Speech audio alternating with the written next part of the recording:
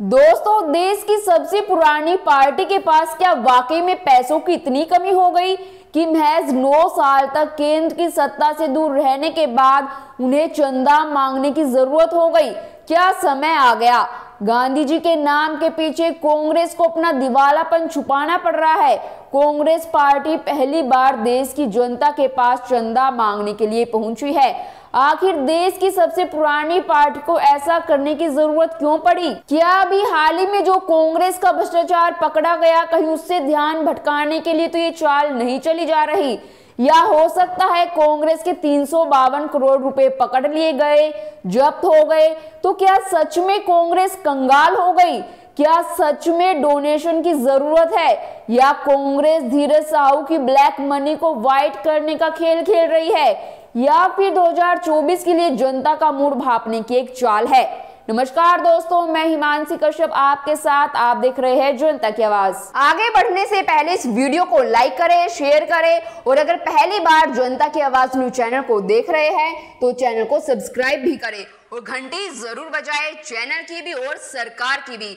आज की national media के मुकाबले में जनता का साथ दीजिए और उसकी ताकत बनिए, जनता की आवाज बनिए और हो सके तो इसके लिए चैनल को ज्वाइन भी करें। कांग्रेस पार्टी ने जनता से चंदा इकट्ठा करने के लिए डोनेट फॉर देश नाम से अभियान शुरू किया है। कांग्रेस अध्यक्ष मल्लिकार्जुन खड़गे ने कल इस कैंपेन की आधिकारिक शुरुआत की। पोर्टल के जरिए 138 रुपए, 1380 रुपए, 13,800 रुपए या फिर इससे 10 गुना ज्यादा राशि चंदे के रूप में देने की अपील कर रही है। कांग्रेस महासचिव केसी वेणुगोपाल का कहना है कि डोनेट फॉर देश के लॉन्च की घोषणा करते हुए गर्व हो रहा है। ये किसी भी पार्टी की ओर से किया गया सबसे बड़ा क्राउड फंडिंग है। अभियान मुख्य रूप से 28 दिसंबर स्थापना दिवस तक ऑनलाइन रहेगा, जिसके बाद हम जमीनी अभियान शुरू करेंगे जिसमें कार्यकर्ता घर घर जाकर दान मांगेंगे। हर बूथ में कम से कम 10 घरों को टारगेट किया जाएगा और हर घर में कम से कम 138 रुपए का दान देना शामिल है। कांग्रेस वेबसाइट और एक ऐप के माध्यम से ये अभियान चला रही है। दोस्तों, दरअसल क्राउड फंडिंग एक तरीका है जिसके जरिए पार्टी अपने कार्यकर्ताओं को आने वाले चुनावों के लिए उत्साहित करना चाहती है। इस कैंपेन के लिए कार्यकर्ताओं को बूथ स्तर पर घर घर जाकर चंदा लाने की जिम्मेदारी सौंपी जाएगी। इसके अलावा यह जनता से सीधे तौर पर रिश्ता बनाने और संवाद कायम करने की भी कोशिश है। यह पहला मौका नहीं है जब किसी राजनीतिक दल ने आम जनता से चंदे की अपील की है। इससे पहले साल 2021 में भारतीय जनता पार्टी ने पूर्व प्रधानमंत्री अटल बिहारी वाजपेयी की 97वीं जयंती के मौके पर चंदा अभियान चलाया था। तब खुद प्रधानमंत्री नरेंद्र मोदी ने 1000 रुपए पार्टी फंड में दान किए थे और लोगों से भी दान करने की अपील की थी। पार्टी के कई नेताओं और केंद्रीय मंत्रियों ने दान के बाद मिली पर्ची को सोशल मीडिया पर पोस्ट भी किया था। आम आदमी पार्टी ने भी साल 2014 में देश विदेश से चंदा जुटाने का अभियान चलाया था।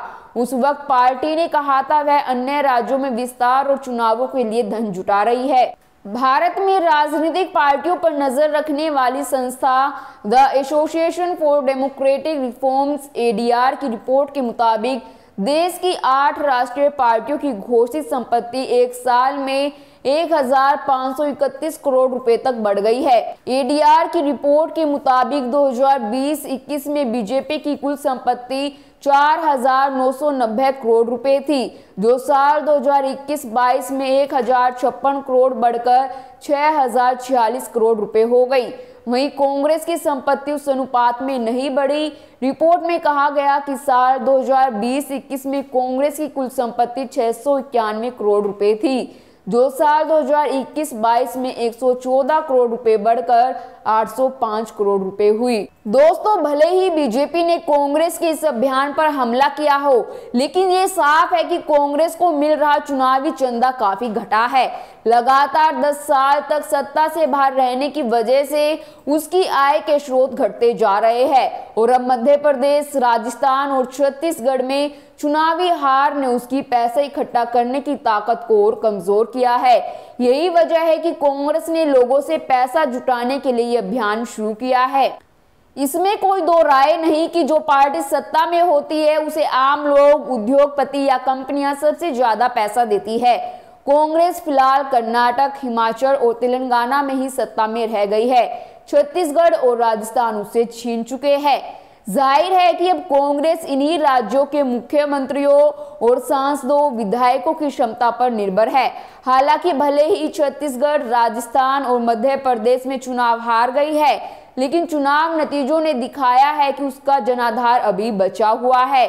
लेकिन पैसे के बिना तो आजकल के चुनाव लड़े नहीं जा सकते, इसलिए वो फंड इकट्ठा कर रही है। क्राउड फंडिंग के जरिए कांग्रेस को अपनी आर्थिक स्थिति सुधारने का मौका मिलेगा और वो ये भी बताएगी, देखिए बीजेपी को रुपये पैसे की कोई चिंता नहीं है।